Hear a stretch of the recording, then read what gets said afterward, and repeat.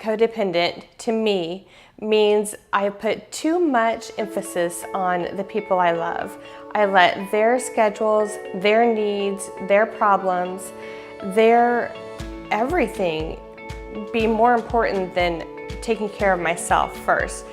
Not that I didn't love these people, they're fantastic people and it's very good to love people, but in order to care for others, I had to care for myself first.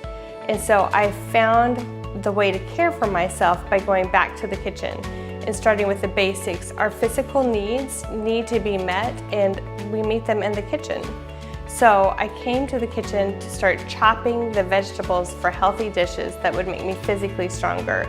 I came to the kitchen when I needed to be quiet, so I ran my mixer so that I could concentrate on what I was doing instead of giving unwanted advice or instead of listening to things that really were none of my business. In the kitchen, I learned to let my family live their life, and I was able to focus back on living for me. I would describe the Codependent in the Kitchen cookbook as, I would actually describe it as fun, although some of the things while writing were very difficult. It's kind of dishing on some of my inner secrets that I wouldn't want anybody to know, because with codependency, we learn to put on a mask. Everything's fine, I'm fine. The world is falling down around me and I'm fine. See the smile?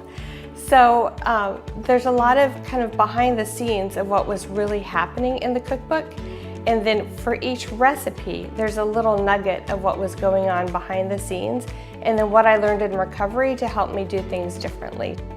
I wrote my first Codependent in the Kitchen article about a year ago, and it was an act of serendipity and divine intervention.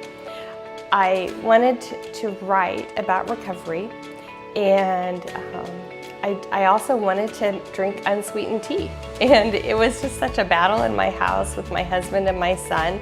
They like sweet tea, and I like unsweetened tea. And that's a sign of when you're dealing with codependency. You lose your voice, you lose your own independence, and something as simple as making unsweet tea becomes a monumental task.